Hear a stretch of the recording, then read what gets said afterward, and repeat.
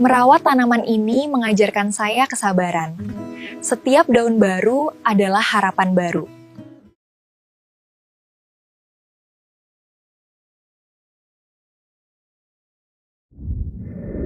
Pernahkah kita merasa sudah melakukan segala hal dengan baik dalam hidup ini, tapi entah kenapa, di ujung hari kita masih sering merasa ada sesuatu yang mengganjal? Kita merasa sudah menjalani rutinitas dengan benar, tetapi batin rasanya masih sering diliputi kecemasan, kebingungan, atau rasa lelah yang sulit dijelaskan. Kejadian ini mengingatkan saya pada sebuah pengalaman sederhana di sudut balkon rumah beberapa waktu lalu. Saat itu, saya sedang memperhatikan sebatang pohon pandan yang sudah tumbuh sangat besar. Daunnya rimbun, warnanya hijau pekat, tapi belakangan warnanya mulai sedikit menguning di bagian ujung. Ketika saya periksa, ternyata akarnya sudah keluar dari lubang bawah pot mencengkeram tanah dengan sangat sesak. Pot lamanya sudah terlalu sempit untuk menampung pertumbuhannya. Melihat hal itu, saya memutuskan untuk memindahkannya ke dalam pot yang jauh lebih besar.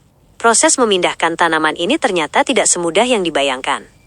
Saya harus mengetuk-ngetuk pot lama, menarik akarnya dengan sangat hati-hati agar tidak rusak, lalu membersihkan tanah-tanah lama yang sudah mengeras dan kehilangan nutrisi. Ada rasa tega tidak tega saat harus mengoyak zona nyaman tanaman tersebut. Seringkali, hidup kita pun persis seperti pohon pandan di dalam pot yang sempit itu. Banyak dari kita yang merasa batinnya sesak dan langkahnya terhenti, bukan karena kita kekurangan sesuatu secara materi, melainkan karena kita memaksa diri untuk terus hidup dalam pot cara pandang yang lama.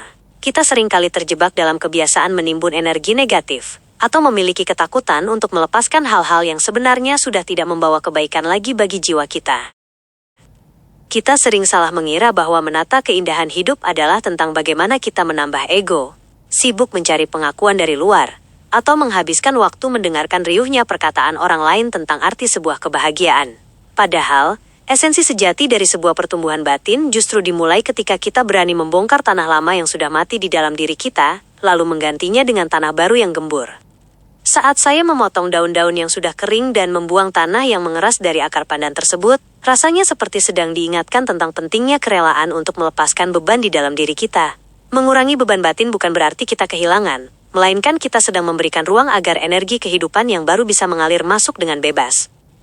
Jika kita terus mempertahankan air yang menggenang dan kotor di dalam batin, seperti rasa bersalah, penyesalan masa lalu, atau kepalsuan, maka batin kita akan menjadi keruh dan melelahkan untuk dijalani.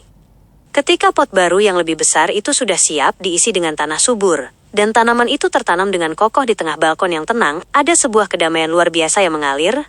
Di dalam keheningan sore itu, saya menyadari bahwa kebijaksanaan sejati tidak ditemukan di tempat-tempat yang bising atau lewat obrolan yang tidak ada ujungnya. Kebijaksanaan itu lahir justru ketika kita mampu duduk diam, menyendiri, selaras dengan ketenangan, dan memahami bahwa setiap proses kehidupan membutuhkan ruang dan ketelatenan.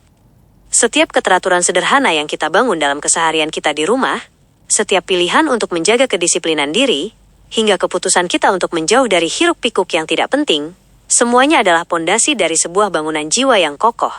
Kita tidak perlu menjadi seperti orang lain untuk merasa utuh. Kita hanya perlu memastikan bahwa ruang batin kita cukup luas dan cukup bersih untuk menampung setiap pelajaran hidup dengan penuh pengertian yang benar.